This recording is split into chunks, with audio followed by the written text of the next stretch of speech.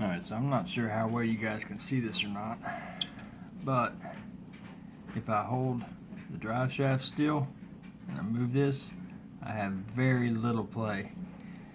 So that tells me it's in here. Now that could mean a couple things. That could mean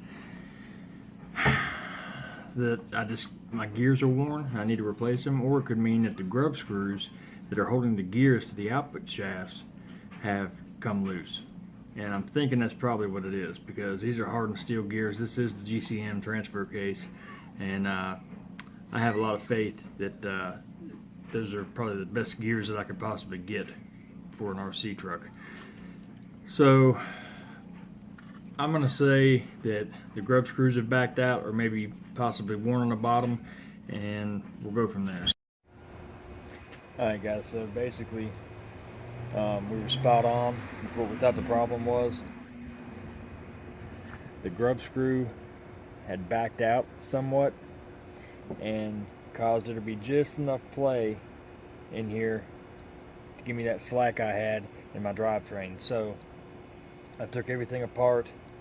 I've cleaned everything with some Remington action cleaner. This is good stuff. Talked about this in videos before, but for you guys that have never owned a firearm, you may not have ever used this stuff before. This is great for cleaning oils and stuff off your gears and all that stuff. You should try it out. If you haven't tried it, try it out. So yeah, I've sprayed everything down with that. I've got this little duster. I've cleaned all the stuff out of the nooks and crannies, and I'm getting ready to reassemble. This time, when I torque them down, I'm going to use red Loctite. And the reason I'm going to use red Loctite is because I don't want to have to deal with this problem again. If I ever need to take it apart, I can heat it up. I got a little mini torch. I can heat it up and I can get these out. But for right now, I want them in there, and I want them to stay. I don't want to have this problem again. So we'll do that. We'll reassemble it, stick it back in there, and we're going to take a test run on the rocks. Alright, so we got everything cleaned up, and I've Loctited the grub screws onto the output shafts, or the Loctited the grub screws in the gear and the output shafts. Again, I did use red thread locker, and so now the only thing really left to do is reassemble. Something I try to always avoid when I'm doing any of this kind of stuff is I try to avoid getting any kind of lubrication around and on my grub screws. Alright, because if you get PB Blaster or something on there and then you go tighten that down, even with thread locker, you got a lubricant in there now. So potential for problems. So now that I'm secure, I'm pretty certain that my Loctite's set up. Go ahead and throw some marine grease in here. You don't have to use marine grease, obviously, but that's what I like to use. Some guys like white lithium. Any grease is better than no grease. Any lube is better than no lube. That's what she said. Alright, so I'm not going to bore you guys with all this. I'm going to put some grease in here.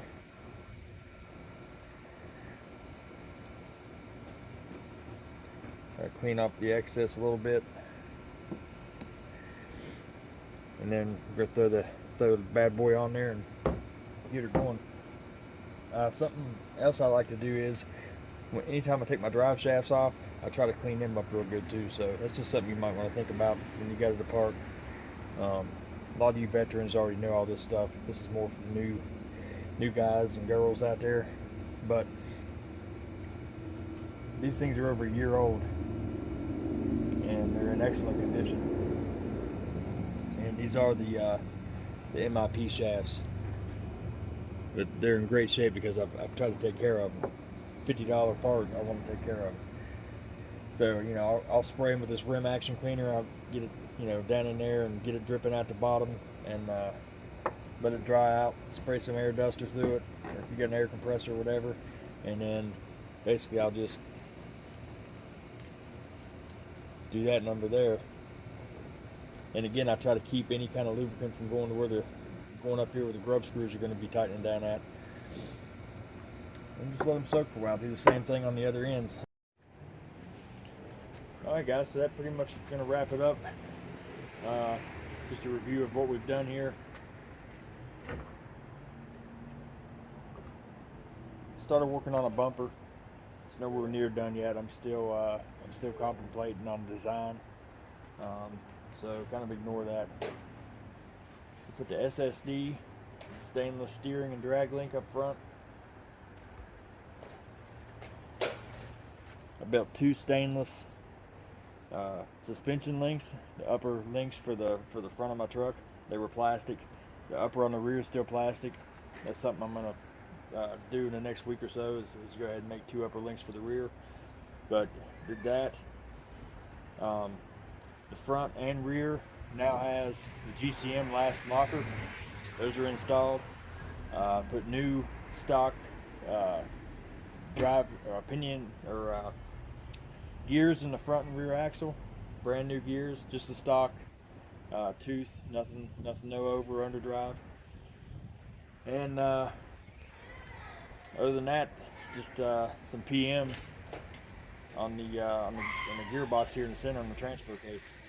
Now, for some of you guys that haven't seen my truck before, I know I've got some new subscribers since I talked about this last, but you might notice the way I got this thing set up here. I have 2 3S batteries and a parallel connector here. And the reason why I did this might be obvious, maybe not, but the GCM forward motor mount here kind of gets in the way of putting a battery up front.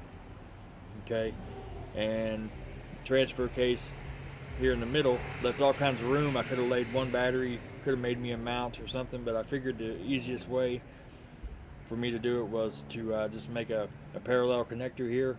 It's pretty simple. If any of you guys want to make one, I can get into more depth on that.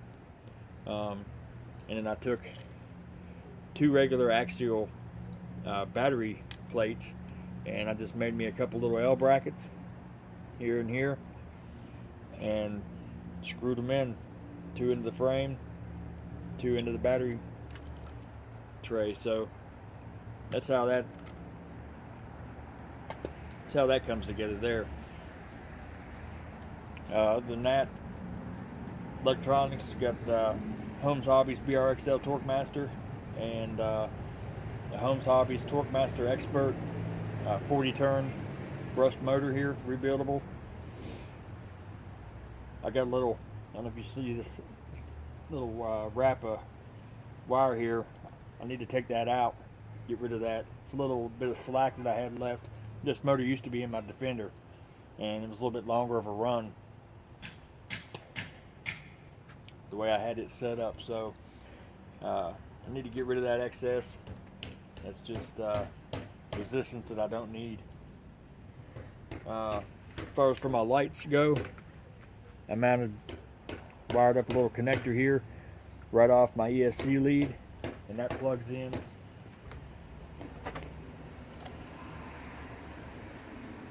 right here. I just made my own little light kit.